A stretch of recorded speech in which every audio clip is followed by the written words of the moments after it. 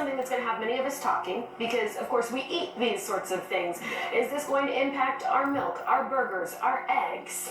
It's not going to. You're talking about pasteurization, so there's no worry or concern about that. The big concern is how did the cows get infected? Now, typically they got infected from birds, but we don't know whether or not there's infection amongst the cows themselves, which is a concern why we'll get into in a second. But this person who got bird flu got it from a cow who was presumably infected by a bird, and it is just called bird flu, but it's a virus, it's an influenza virus, and you can get it if you're too close to an animal. It's found in saliva or excrement, so if you're too close to the animal, you may have picked it up that way. Okay, so you mentioned that sort of face-to-face contact here, being even a human or a cow, but what about other animals or mammals? Yeah, it's being found in foxes, coyotes, skunks, and that's the concern. Bears and cows, and that's the concern here,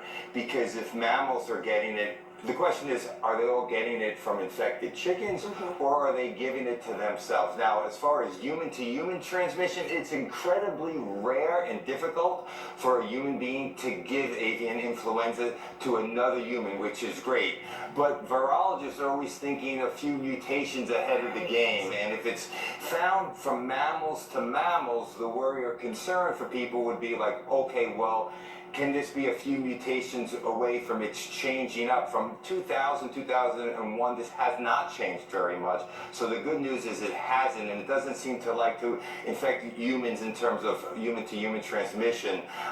It's affected a lot of poultry, and now it's going into mammals, and we just have to be aware, and that's why we're discussing it. But as far as